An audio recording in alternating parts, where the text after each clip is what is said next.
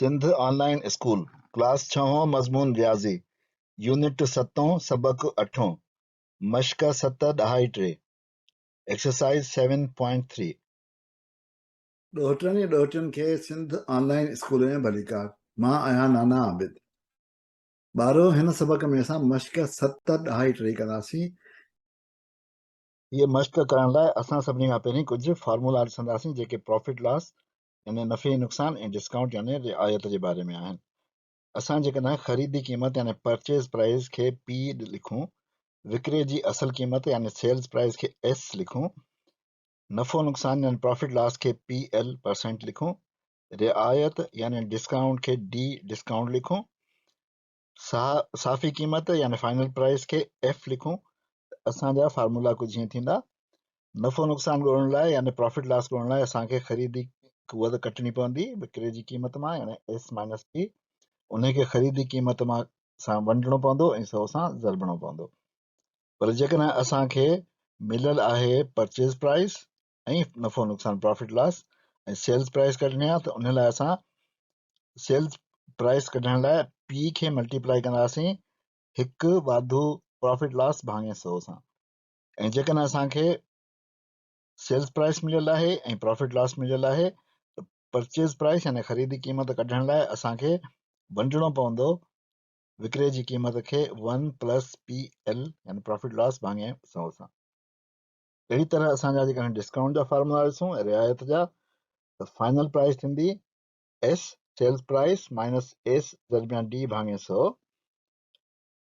या इनखे ईअं बि लिखी सघूं था त final price is equal to S into 100 minus D upon 100, या असां लिखी सघूं था त जेकॾहिं डिस्काउंट असांखे ॻोल्हणो आहे, असांखे ॿ क़ीमतूं ख़बर आहिनि यानी सेल्स प्राइस ऐं फाइनल प्राइस ख़बर आहे त डिस्काउंट जो परसेंट जेको थींदो ॿिन्ही जो फ़र्क़ु यानी कि रिआयत थींदी असांजी मुल्ह रक़म में, ऐं हीअ असांखे सेल्स प्राइस सां वंडणो पवंदो ऐं 100 सां ज़रबणो पवंदो। पर जेकॾहिं असांखे फाइनल प्राइस ऐं डिस्काउंट मिलियल आहे ऐं सेल्स प्राइस ॻोल्हणी आहे त असांखे F खे 100 माइनस D सां वंडे 100 सां ज़रबणो पवंदो। पहिरियों सवाल था कयूं, फाइंड द प्रॉफिट और loss percent in the following. Eggs are purchased at rupees 120 per dozen and are sold out at rupees 130 per dozen. आना ख़रीद कया विया 120 रुपयनि में ऐं विकिणा विया 130 रुपया फी डज़न जे हिसाब सां। ॿुधायो त सैकड़े में नफ़ो नुक़सान केतिरो थींदो। ॻोल्हण लाइ सभिनी खां पहिरीं असां इहो लिखंदासीं त असांखे छा मिलियल आहे ऐं छा असांखे ॻोल्हणो आहे। मिलियल असांखे छा आहे, हिकिड़ो त असांखे मिलियल आहे परचेज प्राइस यानी इहा आहे असांजी P, उहा बराबरि आहे 120 जे, ऐं ॿियो असांखे मिलियल आहे सेल्स प्राइस यानी S, उहा आहे 130। ॻोल्हणो छा आहे, ॻोल्हणो असांखे आहे प्रॉफिट लॉस परसेंटेज यानी PL% असांखे ॻोल्हणो आहे, हिनखे असां क्वेश्चन मार्क लिखंदासीं। हाणे जेकॾहिं असां फार्मूला जेके असां ॾिठा उन्हनि ते गौर कयूं त उहो फार्मूलो असांखे ॻोल्हणो आहे जंहिंमें खाॿे पासे जेका शइ रिक्वायर्ड आहे उहा हुजे ऐं साॼे पासे उहे शयूं हुजनि जेके असांखे ख़बर आहे। सो असां हिन फार्मूलनि ते गौर कंदासीं त असां हीउ फार्मूलो ॻोल्हींदासीं जेको असांखे हिन महिल ज़रूरत आहे।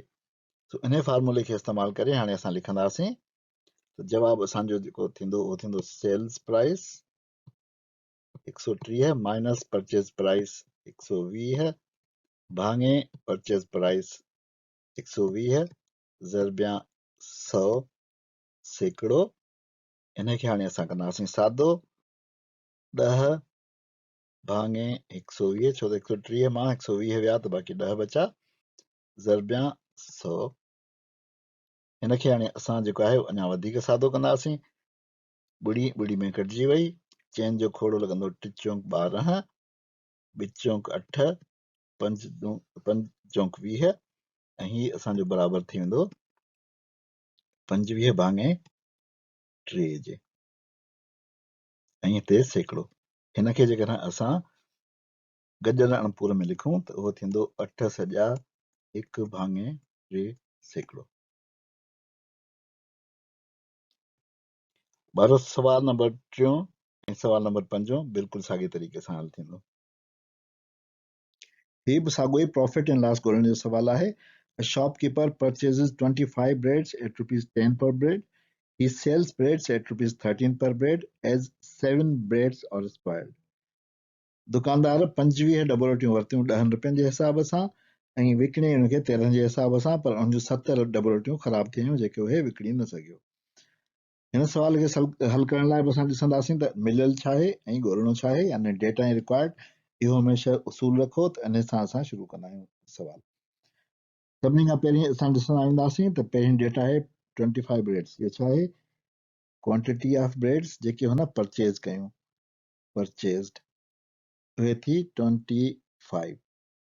उन खां पोइ असांखे मिलियल आहे ₹10।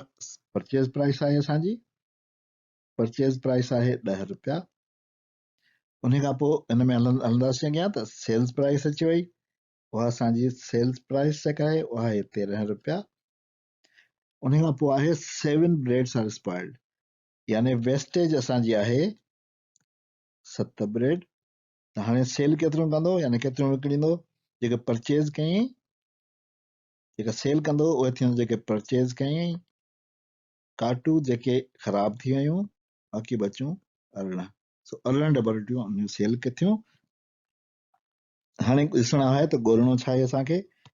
ॻोल्हणो आहे असांखे profit and loss, profit and loss percentage में। इहो असांखे ॻोल्हणो आहे। फार्मूलो ॾिसंदासीं त कहिड़ो इस्तेमालु कयूं। हाणे फार्मूला जंहिंमें खाॿे पासे PL हुजे ऐं साॼे पासे P&S हुजे, उहो त ही फार्मूला आहे। पर इहो फार्मूला असां इस्तेमालु नथा करे सघूं, छो त इहो फार्मूला सिर्फ़ु उन सूरत में इस्तेमालु कबो आहे जॾहिं सेल जी क्वांटिटी ऐं परचेज जी क्वांटिटी बराबरि हूंदियूं आहिनि। हिते असां जूं ॿई क्वांटिटीज़ अलॻि अलॻि, यानी जेतिरियूं असां ख़रीद कयूं ओतिरियूं असां कोन विकिणियूं आहिनि, असांखे विच में नुक़सान बि थियो आहे, कुझु शयूं ख़राब थियूं आहिनि। त उन लाइ असां कॉस्ट ऐं रेवेन्यू वारो, यानी कुल लागत ऐं कुल कमाई जेको आहे उन सां ॾिसंदासीं। हीउ असां यूनिट वारो वरितो हो, हीउ असां कुल वारो वठंदासीं। त कुल वारो कॉस्ट ऐं रेवेन्यू वारो जेको फार्मूला आहे उहो तव्हांखे यादि हूंदो, त उहो इहो आहे त रेवेन्यू मां कॉस्ट माइनस करे कॉस्ट सां वंड कबी आहे। त हीउ फार्मूला मां हटाए थो छॾियां, इहो ग़लति आहे। हिनखे हीउ फार्मूला असां साम्हूं था रखूं, इहो असांजो सही फार्मूला आहे। हाणे असांखे अॻियां छा करिणो आहे? अॻियां असांखे रेवेन्यू ऐं कॉस्ट कढणी आहे। रेवेन्यू असांजो थींदो जेको असां विकिणियो, यानी quantity of sale multiply by sale price, उहो असांजो थींदो जेको विकिणियोसीं क्वांटिटी उहा आहे 18, सेल प्राइस आहे 13, मतिलबु कंदासीं त 234 ईंदो। ऐं उन खां पोइ असां ॾिसंदासीं त असांजो कॉस्ट केतिरी आहे। कॉस्ट असांजी जेका आई उहा ई असां quantity purchased multiply by purchase price. Quantity purchase 25 आहे, परचेज प्राइस 10 आहे, इहो थियो 250। हाणे फार्मूला इस्तेमालु कंदासीं, रेवेन्यू मां कॉस्ट माइनस करे ऐं कॉस्ट सां डिवाइड कंदासीं, यानी असां छा कंदासीं? जो रेवेन्यू जेका आहे असां वटि उहा केतिरी आहे? रेवेन्यू आहे असां वटि, मां हिते लाइन लॻाए छॾियां जीअं असांखे डिस्टर्ब न करे। रेवेन्यू आहे असां वटि 234, कॉस्ट असां वटि आहे 250, वंडींदासीं 250 सां कॉस्ट सां ऐं ज़रबींदासीं 100% सां। हाणे जेकॾहिं मां 234 मां 250 कट कंदुसि त छो त ॿियो इंटीजर वॾो आहे जंहिंमें काटू निशान आहे, उनजे करे मुंहिंजो जवाबु काटू में ईंदो। उहो मुंहिंजो छा थींदो जवाबु? इहो थींदो -16 डिवाइडेड बाय 250 मल्टीप्लाई बाय 100%। हाणे ही काटू मूंखे छा थो ॿुधाए? यादि कयो त ही काटू ॿुधाईंदो आहे इहो नुक़सान आहे, असांजो लॉस आहे, हिन में प्रॉफिट कोन्हे। पर हाणे हिनखे सादो करण मां तव्हांखे थो छॾियां, सादी सूरत में तव्हां हाणे आख़िरी सुवाल मुंहिंजो जवाबु कढिजो। बारो चोथों सुवाल बि साॻे तरीक़े सां हल थींदो। A bookseller purchases 20 books of mathematics at ₹120 per book and sells at ₹125 per book. Find his profit and profit percent. हिकिड़े दुकानदार 20 किताब रियाज़ी जा ख़रीद कया 120 रुपए जे हिसाब सां ऐं विकियईं 125 जे हिसाब सां। हिन जो कुल मुनाफ़ो ऐं सैकड़े में मुनाफ़ो मालूम कयो। हिन में कुल ते ध्यानु ॾिजो। हाणे अचो त ॾिसूं त छा मिलियल आहे ऐं छा ॻोल्हणो आहे। डेटा जेका असांखे मिलियल आहे उहा असांखे मिलियल आहे क्वांटिटी सभिनी खां पहिरीं मिलियल आहे। उहा असां लिखंदासीं, उहा बराबरि आहे 20 जे। उन खां पोइ असां लिखी छॾी। उन खां पोइ 120 आहे असांजी परचेज प्राइस ऐं उन खां पोइ 125 असांजी सेल्स प्राइस।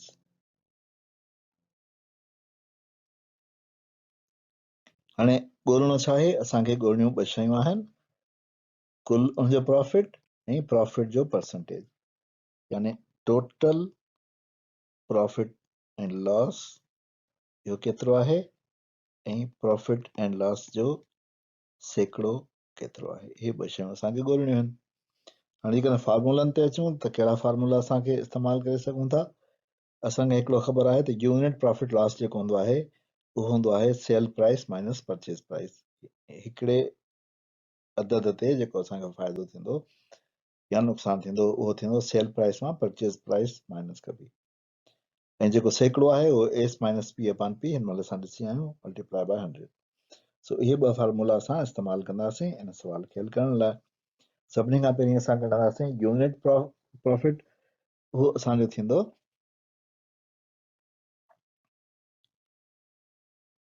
यूपीएल असांजो थींदो एस असांजी आहे 125 ऐं पी असांजी आहे 120। इहो असांजो थींदो 5 रुपया फी किताब। हाणे किताब केतिरा विकिणी, किताब विकिणी 20। 20 किताबनि ते टोटल प्रॉफिट लॉस केतिरो थींदो, असांजो टोटल प्रॉफिट एंड लॉस थींदो हिकिड़े किताब ते केतिरो थियो यूनिट ज़रबिया कुल किताब केतिरा हुआ, इहो असांजो थींदो 100 रुपया। उन खां पोइ असां खणंदासीं, हाणे हीअ त असांखे मिली वियो। उन खां पोइ असांखे परसेंटेज ॻोल्हणी आहे। परसेंटेज असां कीअं ॻोल्हींदासीं, परसेंटेज ॻोल्हण लाइ असां ही फार्मूलो इस्तेमालु कंदासीं। उन लाइ असां लिखूं था 125 माइनस 120 भाङे परचेज प्राइस ज़रबिया 100 ऐं सैकड़ो। 120 मां 120 विया बाक़ी बचा 5 भाङे 120 ज़रबिया 100 सैकड़ो। ॿुड़ी ऐं ॿुड़ी असां कटे था छॾियूं। बाक़ी जेको आहे तव्हां पाण सादी सूरत में आणियो वञो, जवाबु कढो। A shopkeeper bears 15% loss on sale of a jacket. If the cost of the jacket is rupees 1000, find his loss. हिकिड़े दुकानदार खे 15 सैकड़ो नुक़सानु थियो जैकेट जे विकिणण ते। जेकॾहिं उहा जैकेट उन वरिती ही 1000 रुपए में त ॿुधायो त हुनखे रक़म में केतिरो नुक़सानु थियो। हीअ शरह असांखे हिते रक़म ॻोल्हणी आहे। हिन में बि असां कंदासीं छा मिलियल आहे ऐं छा असांखे ॻोल्हणो आहे। डेटा असांजी आहे प्रॉफिट एंड लॉस परसेंटेज आहे असां वटि, PL परसेंट असांखे मिलियल आहे उहो आहे 15 सैकड़ो। उन खां पोइ ॿी शइ असांखे मिलियल आहे परचेज प्राइस, उहा आहे असांजी 1000। फार्मूला जेको इस्तेमालु कंदासीं हिन में त असां जेको आहे ॾिसंदासीं त असांखे मिलियल आहे कुल मिलियल आहे ऐं शरह मिलियल आहे ऐं हिन मां रक़म ॻोल्हणी आहे। सो उन लाइ असां ही फार्मूलो इस्तेमालु कंदासीं, छो त ॻोल्हणी असांखे रक़म आहे, यानी असांखे ॻोल्हणो आहे प्रॉफिट एंड लॉस बग़ैर परसेंटेज जे। रक़म ॻोल्हण लाइ असां ही फार्मूलो इस्तेमालु करे असां सिधो रक़म ॻोल्हींदासीं। सो इहो असांजो थींदो कुल ज़रबिया शरह, यानी 15 थींदी शरह, कुल असांजो आहे 1000, इन खे वंडींदासीं 100 सां। सादी सूरत में 2 ॿुड़ियूं हिते कटिजी वयूं, 2 ॿुड़ियूं हुते कटिजी वयूं, बाक़ी बचियो असां वटि 150 15,010 थींदो रुपयनि में। इहो असांजो थींदो जवाबु। त हिनखे 150 रुपया नुक़सान थियो इन जैकेट तां। Question 5. Ummema bought a dinner set for rupees 52,000 at 20% discount. Find the actual price of the dinner set. उम्मेमा हिकिड़ो डिनर सेट वरितो 52,000 रुपयनि में 20% रियायत सां। ॿुधायो त उन जी असल क़ीमत छा आई। सभिनी खां पहिरीं असां ॾिसंदासीं त छा मिलियल आहे ऐं छा ॻोल्हणो आहे। जेका डेटा असांखे मिलियल आहे उहा हिकिड़ी आहे हीअ, इहा आहे असांजी फाइनल प्राइस। फाइनल प्राइस आहे 52,000 ऐं उन खां पोइ असांखे हीअ मिलियल आहे डिस्काउंट। डिस्काउंट आहे 20% ऐं ॻोल्हणो असांखे छा आहे एक्चुअल प्राइस, यानी एस असांखे ॻोल्हणी आहे केतिरी आहे। बरो हिन सवाल खे असां ॿिनि तरीक़नि सां कंदासीं। पहिरियों तरीक़ो बग़ैर फार्मूले जो आहे ऐं ॿिए तरीक़े सां असां फार्मूला इस्तेमालु कंदासीं। हाणे असांखे ख़बर आहे त डिस्काउंट हमेशह असल क़ीमत ते हूंदी आहे जेका असांखे ख़बर न आहे। सो जॾहिं बि परसेंटेज जा सुवाल हुजनि ऐं असांखे का ख़बर न हुजे कुल क़ीमत या असल क़ीमत या असल मुल्ह ख़बर न हुजे, हमेशह हुनखे सम्झबो आहे त उहो आहे 100। तो असां सम्झंदासीं त विकिरे जी असल क़ीमत जेका आहे एस उहा आहे 100। उन खां पोइ असां ॾिठो त रियायत जी शइ रहे हुन ते 20%, त बाक़ी केतिरी असांजी बचंदी 100 मां 20 असां जेको आहे माइनस कंदासीं, छो त सैकड़ो 100 जो ऐं मुल्ह ऐं शरह साॻियो हूंदो आहे। 100 मां 20 माइनस कंदासीं, बाक़ी थींदी 80। जेकॾहिं असल क़ीमत 100 आहे त रियायती क़ीमत थींदी फाइनल प्राइस उहा थींदी 80। सो असां हीअं लिखी सघूं था जेकॾहिं डिस्काउंट प्राइस 80 हुई त सेल प्राइस असांजी थींदी 100। पर जेकॾहिं डिस्काउंट प्राइस 52,000 रुपए हुई जेका हिते न लिही त असल क़ीमत केतिरी थींदी असांखे ॻोल्हणी आहे। सो कंदासीं क्रॉस मल्टीप्लिकेशन जीअं असां कंदा आहियूं हमेशह, ऐं एक्स ॻोल्हींदासीं। एक्स असांजी थींदी ही 80 जेको आहे उहो हेठि वेंदो। असांखे ख़बर आहे त जेको एक्स जे साम्हूं हूंदो आहे उहो हेठि वेंदो आहे ऐं 52,000 ऐं 100 मथे ईंदा।